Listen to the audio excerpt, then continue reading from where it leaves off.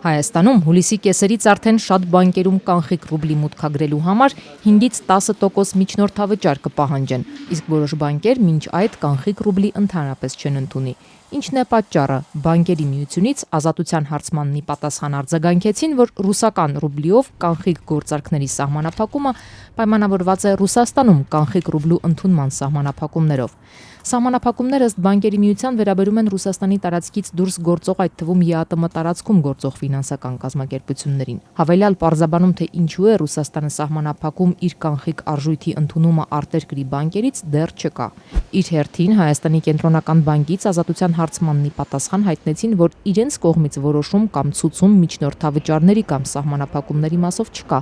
Բանկերն ինքնուրույն են որոշում, թե ինչ պայմաններ սահմանեն այս կամ այն գործարքի համար։ Ֆինանսական կազմակերպություններն իրենց գործունեությունը պետք է կազմակերպեն ինքնուրույն Հայաստանի օրենսդրության, միջազգային օրենքների եւ գործընկեր բանկերի երկրների օրենքների պահանջներին համապատասխան։ Ռուսական լրատվամիջոցները նշում են, որ կանխիկ ռուսական ռուբլի մուտքագրելու համար միջնորդավճարները զգալի ավելացել են նաև Եվրասիական միության մյուս երկրներում՝ Բելարուսում, Ղազախստանում, Ղրղըզստանում։ Ռուսաստանի կենտրոնական բանկի էջում այս մասով հասանելի է միայն մայիսի 20-ի մի շրջաբերական, որ հրահանգում է ավելի մանրակրկիտ ստուգել կանխիկի միջոցով գործարքները, որպեսզի կանխվեն հնարավոր փողերի լվացումն ու այլ ապօրինի գործունեություններ։ Սոցիալ-տնտեսական ուսումնասիրությունների հայկական վերլուծական կենտրոնի տնօրեն Հայկ Ազվանյանը, ով նկատել է այս միտումը, ասում է, ֆինանսական շրջանակներից անանուն մնալու պայմանով իրեն պարզաբանել են ռուսական ռուբլին պահելը եւ հետո Ռուսաստանին հանձնելը բարդացել է։ Մեր բանկերում սովորաբար ռուսական ռուբլու առաջարկը ավելի մեծ է, քան թե պահանջարկը, եւ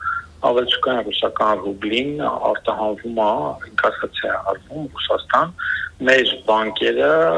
այսպես ասած, համագործակցում են իրենց թղթակցային բանկերի հետ Ռուսաստանում, որպեսզի այդ ավելցուկային ռուսական ռուբլին գնեն այդ բանկերը։ Առաջացել է խնդիր ռուսական կողմը ֆինանսական համակարգից ինքնասաստայություններով պահանջում է, որպեսզի մեր բանկերը ներկայացնեն այդ գումարի ծագման աղբյուրը եւ նաեւ անձանց ցանկը, ովքեր փոխանակումները իրականացրել են, ինչը հակառակ կողմից մեր Հայաստանի օրենսդրության ոտնահարում է, խախտում է եւ բանկերը ստեյցիան չեն կարող բացահայտել, որ կոնկրետ անձինք ինչ-որ գումարի չափով գործարքներ իրականացրել են Հայաստանում բանկային գաղտնիքի այսպես ասած ոտնահարում կլինի եւ այդ դժվարությունների ֆոնին, որպեսզի բանկերը կարողանան իրենց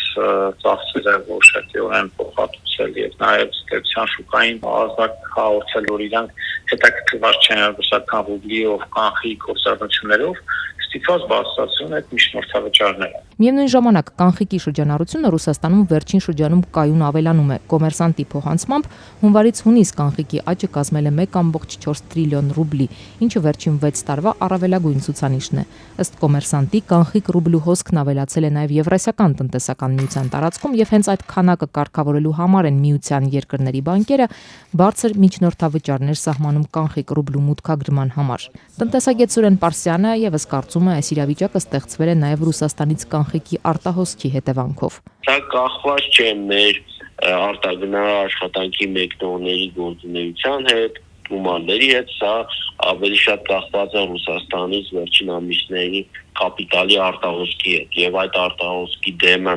կամ դրա ազդեցությունը մեղմելու համար մեր բանկերը այդպիսի քաղաքականություն սկսեցին վարել։ Անշուշտ նաեւ այս ընթացքում որոշակի լրացուցիչ եկամուտներ են նրանց ստանում այդ բարձր սահմանների միջնորդավճարներից։ Պարսյանը կարծում է, հիմա հայաստանցիների համար այս միջնորդավճարները մեծ խնդիրներ չեն առաջացնի, բայց գուցե տարեվերջին, եթե արտագնա աշխատողները որոշեն կանխիկ ռուբլի բերել, կարող են խնդիրներ ունենալ։ Օրինակ տարեվերջին որոշակի գումար իրենց հետ մեր աշխատանքի մեկնած քաղաքացիները բերում են, այդ ժամանակ կարող է որոշակի խնդիրներ առաջանալ։ Կարծում այս բանին այսպես շուկան մի քիչ